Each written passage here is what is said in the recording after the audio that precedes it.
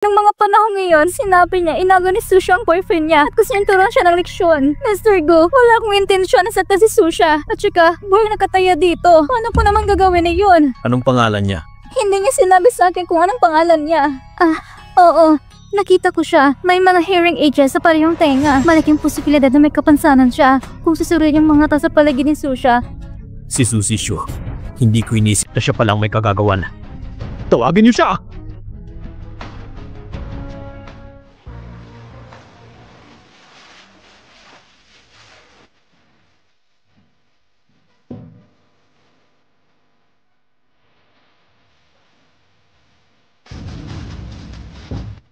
Masing ka na? Sushi Shu, Rumen ang ginagawa mo. Huwag mong gawing mahirap ang sitwasyon. Maging tapat ka na. Ginagawa ko lang ito para sa sarili ko. Para magkaroon ako ng mas magandang buhay. Pero ikaw ang nagpapahirap sa akin. Hindi lang ikaw ang naging sekretary ni Go Mingze at nagbuntis ko pa na anak niya.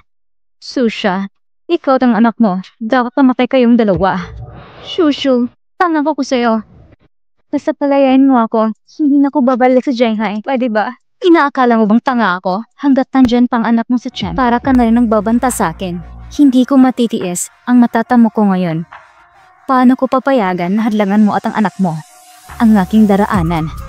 Nakipagkabit ka sa mga lalaki at nabudis bago ikasal? At dahil nahihiya ka, kaya ka nagpasya na magpatanggal ng bata sa isang pribadong klinika. Pero dahil mahinang katawan mo, parehong mamamatay ang ina at ang anak. Susha, akala mo ba gagamitin ko itong dahilan para paasahin si Go Mingze? Pwede ba?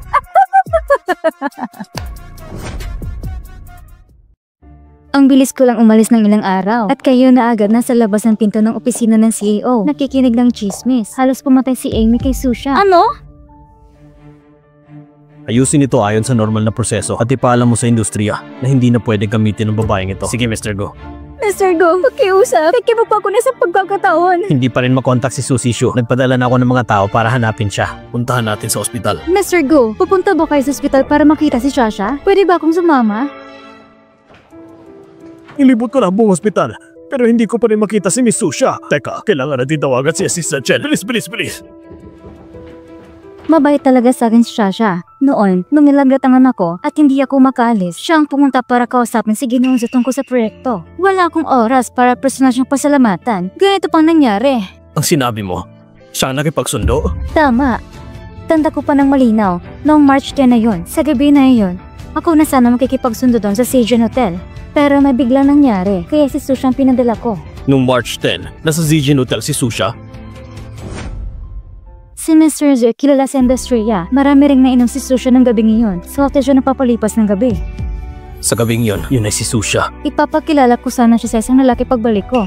Hindi ko inaasahan na ganito pala nangyari. Wala pang boyfriend si Susha ngayon? Tama. Simula nang pumasok si Susha sa Tianzi Group, ako naging mentor niya. Malapit ako sa kanya. Tinanong ko pa siya noon kung may nobyo siya.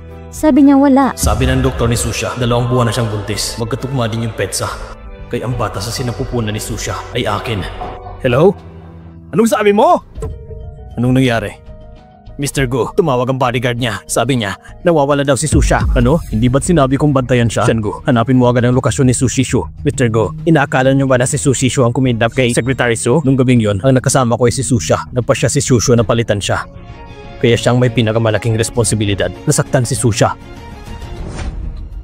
Shushu, may panahon pang magbago. Huwag mong gawing pagkakamali ang lahat. Hindi ba't gusto mo itay ang buhay mo para sa isang malabong hinaharap? Tumahimik ka! Tinatakong tamang landas. Susha, hindi mo naranasan lahat ng bagay sa pamilya Go. Siyempre, hindi mo ko maintindihan. Kung darating ang araw na mapunta ka sa posisyon ko, baka gumawa ka ng parang desisyon ko. Walang taong hindi gusto maginhawang buhay. Pero hindi ko kayang ilagay ang buhay ng iba bilang hagdang bato para baguhin ang sarili kong kapalaran. Mapagkunwari! Huwag mong asama paamo mo ako. Ang doktor handa na para sa papapalaglag. Susha, magdasal ka na lang. Sushu, Sushu. Susha, huwag mong hayaang may mangyari sa'yo. Mr. Go, nahanap ko na po. Si Secretary Su ay pumasok sa isang maliit na klinika sa suburban. Kalahating oras na nakalipas. Agad na natin puntahan. Miss Su, handa na po ako. Hindi! Hindi pwede! Tandaan mo, gawin mong maingat ang pamamaraan. Huwag mo nga yung makita ng iba. Pag natapos na, iayos ko yung pagpunta sa ibang bansa. Walang problema sa pagkain at inumin. Maraming salamat, Miss Sue. Gagawin ko ang lahat para magtagumpay ang operasyon. Bilang isang doktor, hindi mo dapat tutulawan ng kasamaan. Sino bang hindi madadala sa mataas na presyo? Magtiwala ka, sa susunod na taon, hindi ko magkakalimutan na ibigay ang dasal ko para sa iyo at sa anak mo.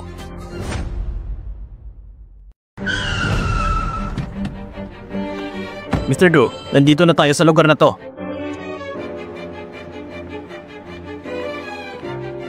Susha, sayang hindi mo makita ang araw ng kasal namin ni Gomingze. Tara. Kayong dalawa, pumunta kayo doon para hanapin siya. Mingze, bakit ka nandito? Nasaan si Susha? Mingze, si Susha ay buntis ng anak na isang estranghero. Siya mismo ang humili na samahan ko siya upang ipalaglag ang bata. Mingze, nahihirapan akong huminga. Anong ginagawa mo? Nagsisinungaling ka pa. Alam ko na ang katotohanan. Mr. Gu, na-check na namin sa ibaba. Doon sa itaas. Mr. Gu, dito!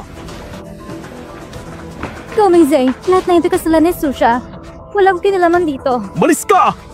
Buksan mong pinto!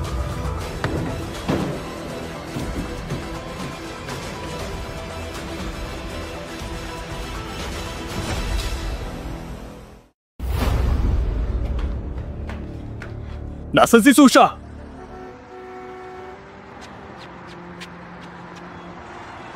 Baby, hindi kita pababayaan.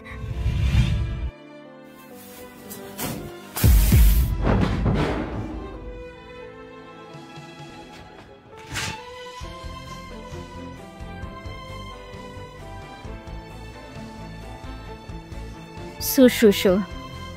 Gomingze. Hindi na ako makikialam sa pagitan ng dalawa. Baby, hindi na kita pababayaan. Hindi na kita ilalagay sa ganitong panganib.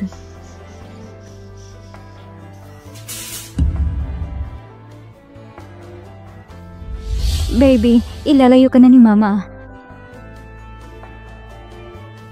Mr. Gu, si Secretary Sui dumaan sa bintana at ginamit ang kurtina para makalabas. Mingze! Matagal na tayong magkasama. Bakit wala kang nararamdaman para sa akin? Kung may mangyaring masama kay Susha, huwag mong aasahang maging maayos sa buong buhay mo! Mingze, kung hindi ako magiging masaya, huwag mo asang makita si Susha. Kahit alam mo na ang katotohanan, hanggang ngayon, iniisip ni Susha na siya naging kabisadang relasyon. Nahirapan siyang makaalis. Akala mo ba makikita mo siya? Nakaalis na siya. Nakita na si Secretary Su, bumili ng ticket papuntang Jiangsu pagkatapos ng kalahating oras. Puntahan natin sa airport at bantayan yung babae ito! Susha, dapat mabilis kang makaalis. Lahat ng hindi ko nakuha, huwag mo asang makuha mo. Baby, sa wakas, ligtas na tayo.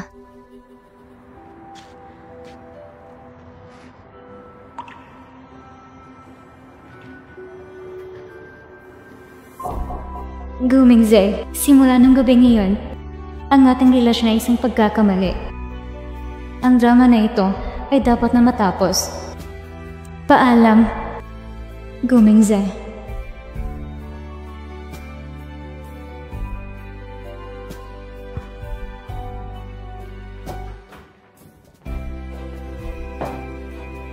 Hindi pa ba siya natatagpuan? Hindi pa po. Marami kaming tao nung araw na yon sa paligid ng Jiangsu Airport. Pero hindi namin nakita si Secretary Su. Hinihinala ko. Hindi siya sumakay ng eroplano. Magpatuloy lang kayo sa paghahanap. Tama. Anong nangyari sa babaeng yun? Siya, nasa kulungan na siya. At hindi magandang kalagayan niya. Patuloy pa rin ang nararamdaman niyang gusto kang makita.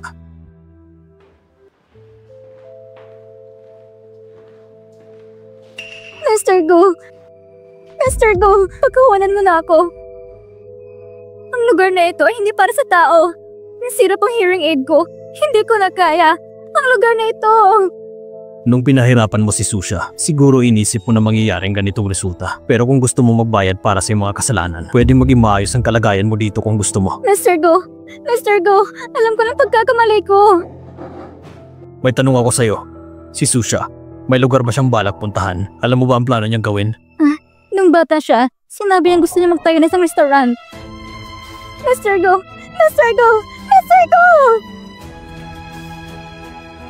Ayon sa mga sinabi niyang pahiwatig, kolektahin ang mga detalye tungkol sa restaurant. Mr. Go, gusto mo bang makipagtanungan kay Shoshu? Hindi na kailangan. Hindi siya karapat-dapat.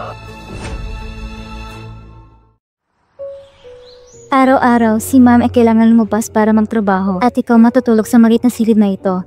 Hindi mo ba ako sisisihin? Si Mami nagtatrabaho para suportahan ako at para makapag-aral ako. Natatakot ka bang matulog sa maliit na kwarto na ito? Mami, hindi ako natatakot kasi may buwan at maliit na ilaw sa gabi na magbibigay sa akin ng gabay. Hindi talaga natatakot ang tunay at matapang na batang lalaki. Matulog ka na.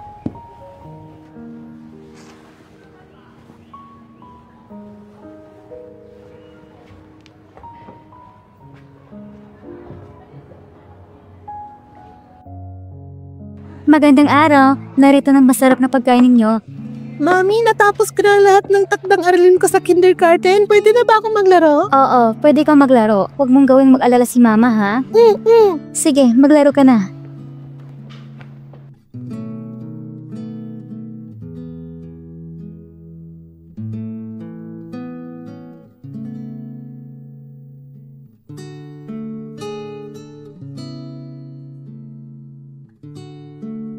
Mr. Gu, narito na ang lahat ng impormasyon sa lahat ng mga tindahan sa kalsadang pangnegosyo. Sa mga nakaraang taon, nag-invest ka ng marami sa mga negosyo sa kalsadang ito. Parang naghahanap ako ng isang karayom sa isang damuhan. Naniniwala ako na magtatagpo kami ni Susha balang araw. Maglalakad lang ako sa paligid at tatawagan kita mamaya. Maghintay ka hanggang matapos ako. Talaga nag-aalala si Mr. Gu kay Secretary Su. Sa mga nakaraang taon, hindi ko na alam kung nasa si Secretary Su kasama ang anak niya. Bakit mo ko tinulak? Gusto ko lang maglaro. Lumayos ka. Ikaw ang tumulak sa akin. Kailangan mong humingi ng patawad. So, tiyan. Sabi ng lahat, nawawala daw ang tatay mo. Hindi ka karapat-dapat maglaro dito. Ang mama mo ay nakipagtalik sa Wildman. Ikaw ay isang bastardo. Huwag mong sabihin yan sa mama ko. Mama! May nanakit sa akin! Baby, pumangon ka. Pumangon ka dali. Okay ka lang ba? Ikaw na naman? Ikaw lang yung bata ka? Ang anak ko sinaktan mo? Huwag ka nang bumalik dito, ha? Yan siya nang unang magmura sa mama ko. Anong masama kung magmumura siya? Ang sinabi ng anak ko ay totoo. Ang mama mo ay isang maudyok. Walang asawa at puno ng kahihiyan. Nangaakit ng asawa ng iba? Yuck! Ang asawa ko na mamahala sa kalsadang ito at sa mga nangungupahan dito. Kung aapin mga anak ko, mag-ingat ka. Takay hindi rin tayong bahay ng mama mo sa susunod na quarter. Pwede pa magdulot ito ng problema kay Mommy? Natakot ka na, ha? Kung ayaw mong magkaproblema ang mama mo, kailangan mo magdasal at tumingin ng tawad sa anak ko. Sabi ng mama ko, ang tuhod ng lalaki ay gintong halaga. Hindi ako magpapakumbaba sa inyo. Talagang coward ang mama mong mababang uri. Tingnan ko nga kung gaano kahalagang tuhod mo. Hinahamak mo ang bata sa harap ng anak mo. Huwag mo nang gawing halimbawa yan sa anak mo. Bakit parang magandang pakiramdam ko kay kuya? Sino ka ba? Bakit ka nagkikialam? Baka ikaw ang kabit ng mama niya. Wala akong pakialam. Tumahimik ka. Papalitan nilang rentang mama mo. Maganda ka sa paglas ng renta. Salamat kuya, pero parang nagbigay pa ako ng problema kay mama. Ang batang ito, parang kamukha niya si Susha. Bata, anong pangalan ng mama mo? Nasaan ang papa mo? Sabi ng mama ko, patay na ang papa ko. Ang pangalan ng mama ko ay... Mr. Gu, may balita na tungkol kay Secretary Su. Nandito ako sa isang bahagi ng Jiangxi Road. Puntahan mo ako agad. Bata, ano ang pangalan mo? Tiyan po. Saan ka nakatira? Ihahatid na kita. Wag na po kuya, kaya ko na po. Nasa tapat lang naman ang bahay namin. Kaya ko na pong mag-isa. Sige. Ito ang pangalan ko. Kapag may nangapi sa'yo, tumawag ka lang sa akin. Salamat po kuya. Alis muna ako. Mr. Gu. Kung hindi sana namatay ang papa ko, siguro ay magkakasundo sila ni kuya at ipagtatanggol nila ako. Chan-chan! Chan-chan, kanino ka kumakaway? May nakilala po ako na mabait na kuya. Binigay niya sa akin ang pangalan niya. Totoo ba? Ang husya naman ni Chan-chan. May mga malalaking kaibigan na pala. Pero, Chan-chan, dahil wala kang papa, hindi ka pwedeng makipaglaro sa ibang bata. Magagalit pa si Chan-chan kay mommy? Hindi po, mami. Ikaw po ang pinakamagandang mama sa buong mundo. Tara na, Chan-chan. Uwi na tayo. Mr. Gu, kasalanan ko lahat ito. Hindi ko po nasuri ng maayos at na-mix ang pangalan ng may-ari ng restaurant. Nalito pa kita kanina, sobrang nakakahiya. Ituloy mo lang ang investigasyon. Huwag palambasin ng kahit anong pagkakataon hanggat may konting posibilidad. Sige po, Mr. Gu. Susha, nasan ka ba talaga? Pasensya na, sarado ng restaurant. Ang boss restaurant na si Su. Ang dami niyang kinikita ngayon. Bumili pa siya ng ganito kagarang ilaw sa kalsada. Mr. Chang, bakit ka nandito? Hindi ba't malapit na ang renewal ng lease contract sa susunod na quarter? Dumaan lang ako para makapag-usap tungkol sa renta. Mr. Chang, so ang renta ay pareho lang sa dati? Ganun ba? Ay, tataas ba ang renta o hindi? Siyempre nakadepende din ito sa attitude mo, di ba? Mr. Chang, hindi ko po naintindihan ang mga ibig mong sabihin. Susha, kung sasama ka sa akin, babawasan ko ang renta ng kalahating taon. Hindi ba't magandang alok yun?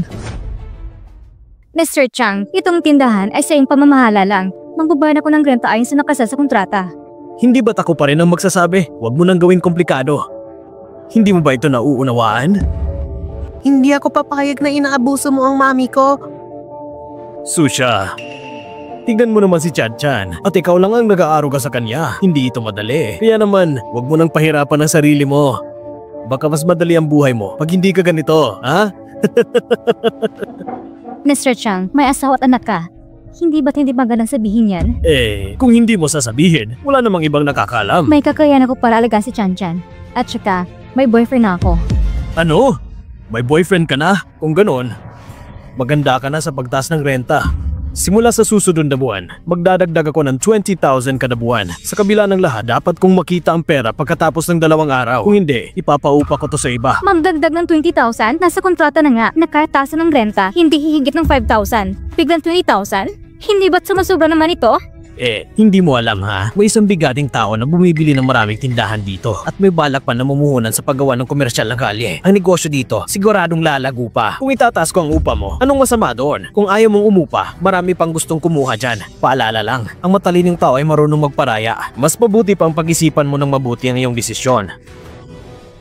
Mami, kasalanan ko ito. Kung pinayagan ko na lang sana na mauna sa pilang anak niya para magkapaglaro sa slide, baka hindi siya pupunta dito para manggulo sa'yo. Inapi ka na naman ba ng anak niya? Pupuntahan ko siya. Tinulungan ako ni Kuya kanina, naturuan na sila ng leksyon. Mami, kung pwede na si Kuya na lang sana ang boyfriend mo para naman hindi ka na nila aapihin. Chan-chan, yung sinabi ko kay Mr. Chang, palusot lang yun ni Mami. Hindi ako naghahanap ng boyfriend. Pero, Sige na. Wala ng pero. Kaya ni Mami itong ayusin, okay? Maglaro ka na. Kung talagang hindi na kaya, baka kailangan nating lumipat ng pwesto.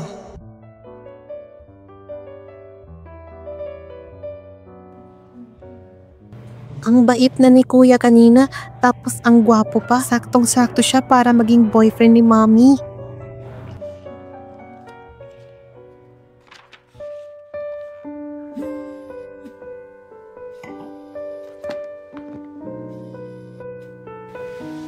Hello? Kuya, naaalala mo pa ba ako? Chan-chan? Yung bata kanina? Siyempre naaalala kita. Kuya, may girlfriend ka na ba? Naghahanap pa lang ako. Ayos! Nahanap ko na siya para sa'yo. Maganda at mabait si Mami. At single pa siya. Gusto mo bang makilala si Mami? Alam ba ng mami mo na nakakausap mo ako sa telepono? Ayaw ni Mami na mag-alala ako. Pero yung manong na namamahala sa tindahan, hindi siya mabuting tao. Ayoko lang talaga na masaktan si Mami. Yung tindahan nyo ba ay nasa Jianxi Road, Section 1? Oo, tama yon. Sige. Naiintindihan ko. Pupunta siya dito para maningil ng upa sa Makalawa. Kuya, pupunta ka ba? Huwag kang mag-alala. Hindi ko na siya hahayaang manggulo pa sa inyo.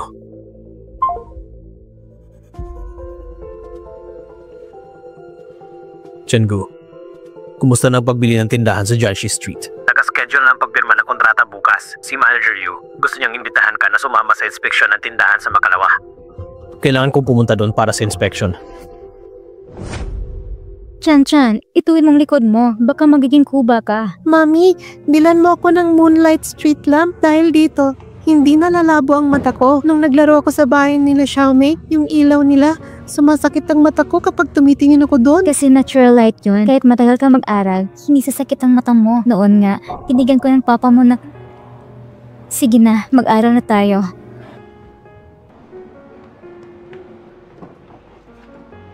Susha, maaga ka na namang nagtatrabaho, ha? Hindi tulad nung sa bahay namin, yung ina parang tigre. Yung sinabi ko sa'yo kagabi, ano ang desisyon mo? Naiintindihan ko naman ang pagtaas ng upa sa kaya ng negosyo na to, pero sobrang mahal ng 20,000. Pwede pong pag-usapan natin? Pwede nating pag-usapan. Mamayang gabi, hintayin mo ako sa kwarto. Doon natin pag-usapan sa kama, ha? Asawa ko, bakit ka nandito? Mamaya tayo mag-uusap. Sa wakas, nahuli rin kita. Ikaw, Haliparo, totoo nga, inaakit mo talaga ang asawa ko.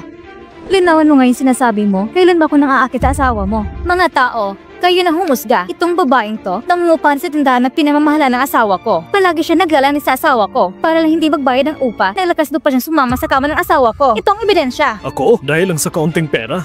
Isasantabi ang dangal? Akala ko pa naman masarap ang luto niya, pati ang pagsama sa kama, ginagawa niya, marumi ang konsensya niya. Paano pa magiging malinis ang pagkain na niluluto niya? Hindi niyo pwedeng sabihin yan sa mami ko. Hindi mo nga alam kung sinong papa mo, tapos ganyan mo pa ipagtanggol babaeng yan? Ay, baka natala ng kabit. Si Su Chan-chan ang pari niya ipinanganak. Baka natala ng kabit. Si Su Chan-chan ang pari niya ipinanganak. Susha, nakikiusap ako sa'yo. Itigil mo ng pagkukulat kay Mengzei. Siya na lang natitira kong sandigan. Simula pagkabata, palagi mong inaagam lahat sa akin. Ngayon ba naman, pati ang boyfriend ko aagawin mo? Nakikiusap ako sa'yo. Luluhod ako sa'yo. Totoo nga, at nanganak ng anak sa labas. Wala kang karapatan magsalita ng ganyan. Chan-chan, Chan-chan, tumayo ka. Ayos ka lang ba? Mami, ayos lang ako. Sinasabi ko sa inyo, si Chan-chan ang hangganan ko. Kahit hindi ko naupuan ang tindahan ito, hindi niyo pa rin pwede saktan ang anak ko. Ikaw ang babae ka? Naglagas na ba saktan ako? Anong tinatanga-tanga mo dyan? Pinubuli ng asawa mo. Walang hiya ka talagang babae ka? Gusto mong pilit na ibigay sa akin ang room card. Tapos ngayon, naglagas loob ka pang saktan ng asawa ko? Gusto mo talagang mawalan ng negosyo? O ayaw mo na siguro magpatuloy dito? Yung room card na yun, kung mismo nag-abot niya sa akin, huwag mo kong baliktarin. Nagkakatawa ka talaga. Ang asawa ko ay isang property manager dito sa plaza. Eh ikaw, bukod sa may anak ka sa ibang lalaki, ikaw pa ay sa may kapansanan, bigis sa kanang tenga. Sa palagay mo ba magkakagusto siya sa'yo? Para sa'yo, gintong lalaking yan. Pero para sa akin, isa lang siyang mukhang maduming manyakis na lalaki. Ikaw babae ka. Tumingin ka muna sa salamin. Ano bang klaseng babae ka? Kahit na siguro libre ka, ayoko pa rin. Mami, puprotektahan kita. Walang interes si mami sa'yo sa pangit mong itsura. Ang papa ko, mas gwapo ng 10 pesos kesa sa'yo. Yung papa mo, malay mo nga lang, baka may ibang babae siya kasama ngayon. Yung papa mo, hindi alam na buhay ka pala. Ayusin mo yung pananalita mo. Mami, tatawagan ko si papa ngayon. Kailan mo naman binigyan ng bawa umang yung anak mo?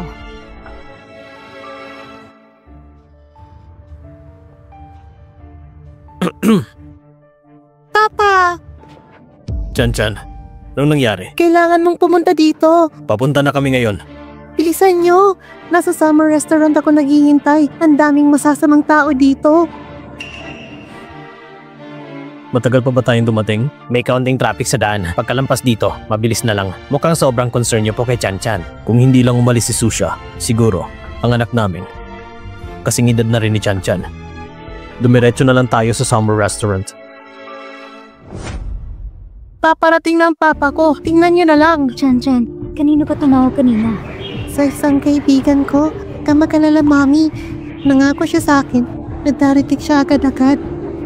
Kagaya mong may kapansanan, paano ka makakahanap ng matinong lalaki? Sa tingin ko, basta ka na lang kumuha ng lalaki at tinawagan. Ano bang pakialam mo? May negosyo pa kami aasikasuhin. Umalis na kayo. Anong alis? Saan palang inawat ko sa'yo? Akala mo tapos na agad? Hindi ko na pauupahan sa iyong tindahan. Ngayong araw na ito, lumayas kayo! Kahit hindi niya paupahan, hindi pa tapos ang kontrata. Wala kayong karapatan. Kahit hindi akin ang tindahan, ako pa rin ang masusunod kung kanino pauupahan. Dati, dahil nakita kong may kapansanan ka at may bitbit kang anak, naawa pa ako sa inyo kaya pinaupahan ko.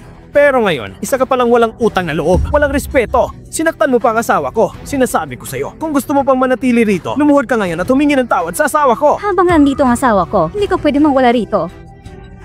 Humingi ka ng tawad. Hoy, kahit na si Madam ang unang nangakit sa asawa mo, pero kanina, ikaw ang unang nanakit sa bata. Malibang ipagtanggol ang anak niya? Tama. Pagkakamali ng matatanda, huwag ipasa sa mga bata. Sa totoo lang, matalino pa nga ang bata. Bakit nyo kailang pahirapan sila? Ano bang kinalaman nyo? Ang buong kalye na to ay nagustuhan ng isang kilalang bigating tao. Binili pa niya lahat ng mga pwesto. Simula ngayon, ang kalye na to, tsak na lalong uunlad. Hindi siya makakabayad ng renta. Kaya nararapat lang siyang paalisin. Sino yon? Ang pinakamalaking grupo sa Shanghai. Ang CEO ng Tianzi Group, si Gu Mingze. Sino ulit ang sinabi mo? Ngayon, natakot ka na? May isang henyo sa negosyo tulad ni Mr. Gom na namumuno, kaya bottle gala dito magiging ginto. Kahit ang isang tanga, alam nang kikita ng malaki dito. Gusto mo na yatang makiusap sa akin? Napaupahan ko ulit sa'yo ang pwesto. Gu Mingze, bakit ang sakto naman ang lahat? Si Mr. Gu, hindi naman siguro siya pupunta rito mismo. Ano namang kalokohan iniisip mo?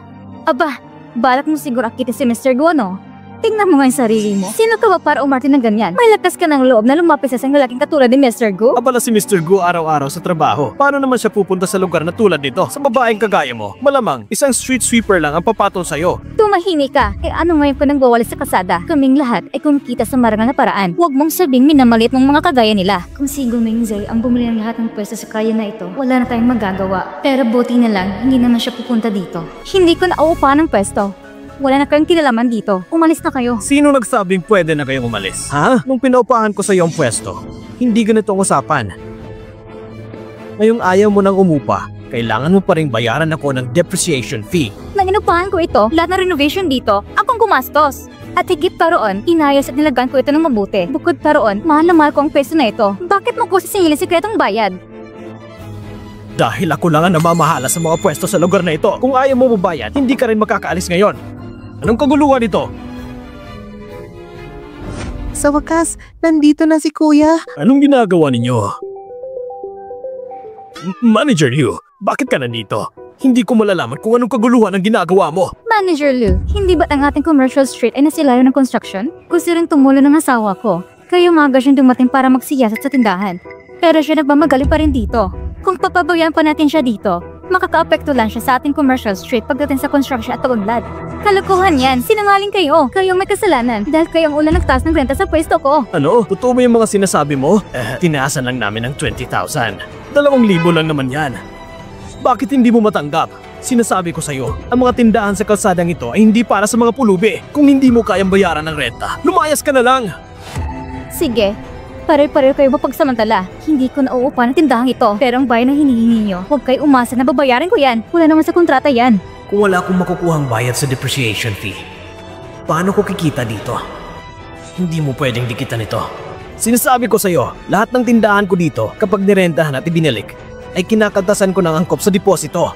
Depende sa kalagayan ng tindahan. Kahit isang kusing ng deposito, huwag ka nang umasa na maibabalik. Nung nirentahan ko ang tindahang ito, nagbigay ako ng 50,000 na deposito. Tumahimik ka! Sinasabi ko sa'yo, mamaya darating mismo ang presidente ng Tianzi Group, si President Gu, para magsagawa ng inspeksyon. Kapag nalaman niya ang ginagawa mo, hindi lang deposito ang hindi mababalik sa'yo. Baka sa buong Shanghai, wala ka ng lugar. Hindi ba't hindi raw darating si Gu Mingze? Walang galang. Ang nakaslo mong tawagin siya sa pangalan lang. Oo nga. Karaniwan, si President Gu ay hindi mismo nag-i-inspeksyon ng tindahan. Pero sa pagkakataong ito, particular niyang gusto ang proyektong ito. Kaya nga pupunta talaga siya ngayon. Hindi pwede. Kailangan namin umalis ni Chan Chan bago dumating si Gu Mingze.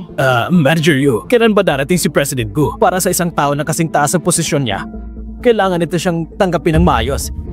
Tama, Manager Lu. Ang babaeng ito ay may masamang intensyon. Kanina lang, nagplano pa siyang akitin si President Gu. Kailangan natin kumilos agad. Palayasin na natin siya na sa atin naman ang deposito. Hindi rin siya makakatakas. Ang babaeng gaya niya, imposible namang magustuhan ni President Gu. Sabihin ko sa inyo kamakailan lang, sumali ako sa isang dinner party ng mga mayayaman. At doon ko nalaman na si President Gu matagal na siyang may iniibig. At ang totoo, dahil sa babaeng yon, itong mga taon, hindi na siya nagtalaga ng personal na secretary. Baka kasi nagsasela si Shushu.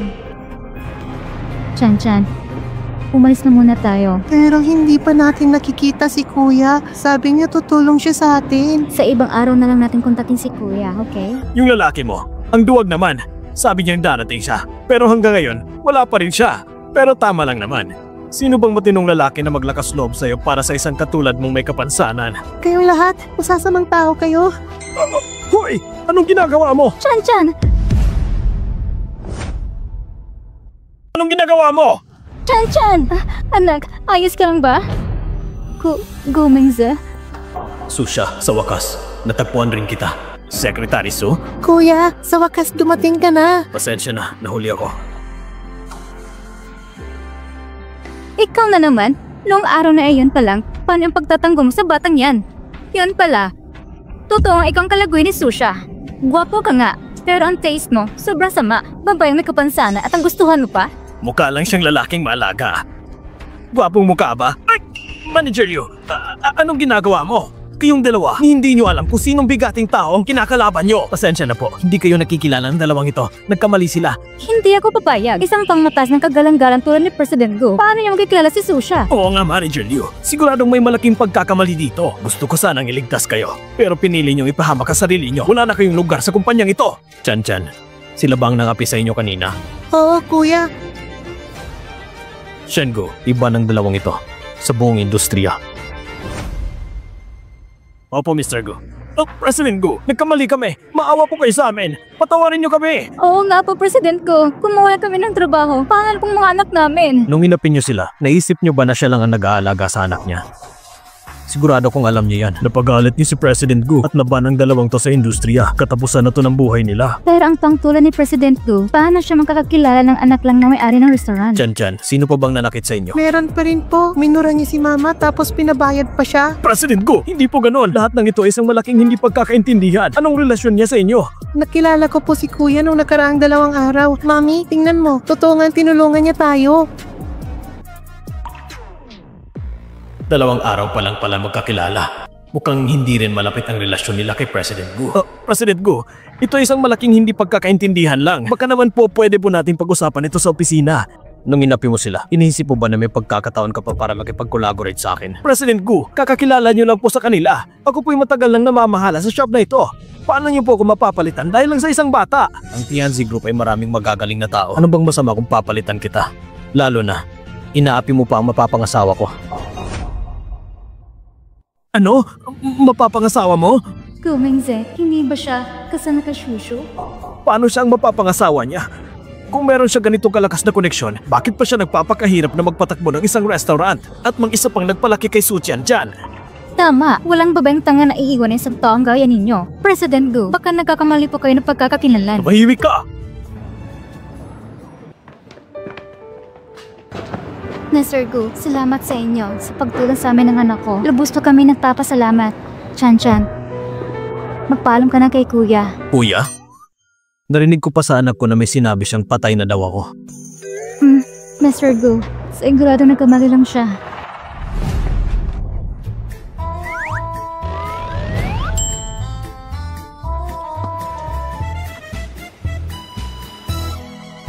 Susha. Nung araw na yon, si Sushu nagsinungaling siya sa akin. Sinabi niya na siya daw yung nakasama ko sa gabing yun sa Zijian Hotel. Umalis ka na pala kasama ang bata. 5 taon kitang hinanap. Hanggang ngayon ba naman? Gusto mo pa rin ba akong paghintayin? Bago pa man ang gabi ngayon sa Zijian Hotel, hindi pa talaga kayo pakilala ni Sushu? Siyempre, Secretary Su, Mrs. pala. Nung panahon na yon, naiwan niyo ang hearing aid ni Su Shishu sa loob ng Zijian Hotel. Kaya nagkaroon ng sunod-sunod na hindi pagkakaintindihan. Niloko lang ni Shushu si Mr. Gu. Sa lahat ng taon na ito, tapat ang puso ni Mr. Gu sa inyo. Kayo ni Chan-chan, patawarin niyo na po si Mr. Gu. Shengu. Salamat. Totoo po ba na kayo ang papa ko? Oo, pasensya na Chan-chan. Ngayon lang kita nahanap, pati ang mami mo. Masama ka ama, kaya paparasahan kita. Sa buong buhay mo, bawal ka nang umalis sa amin ni mami. Sige. Pangako ko yan. Susha. 5 taon na ang lumipas. Pwede mo ba akong bigyan pa ng isang pagkakataon? Dahil sa isang hindi pagkakaintindihan, nagkawalay kami ni Gomengze ng 5 taon.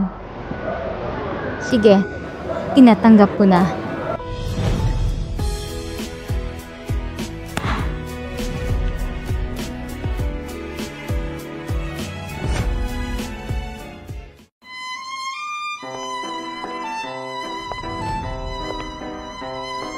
Sa wakas, dumating din ang araw na ito. Oo nga, dahil sa isang pagkakamali na walang 5 taon nila makatarungan ng langit, hindi hinayang magkalayo ang tunay na napamamahalan. Isa ako sa mga success sa pag-iibigan ni Mr. Gu at ni Madam. Mr. Gu, Nais po namin kayong tanungin, handa na po ba kayong pakasalan si Miss Susha na nasa inyong harapan at gawing iyong kabiyak habang buhay, sa yaman man o sa hirap, sa kalusugan o sa karamdaman, hanggang sa dulo ng walang hanggan? Handa ka na ba? Buong puso akong handa. Mrs. Su, kayo po. Hindi ko inakalang darating ang araw na makakapiling ko si Gomingze sa altar ng kasal. Pumapayag ka ba? Oo, pumapayag ako. Ngayong araw, ang bagong kasal ay magpapalitan ng mga singsing at ang singsing sa araw na ito ay ihahatid ng ating batang si Chan Chan para sa kanyang mga magulang. Palakpakan natin siya. Papa, Salamat anak. Pagod ka na ba, baby? Papa, dapat maging masaya kayo ni Mami habang buhay.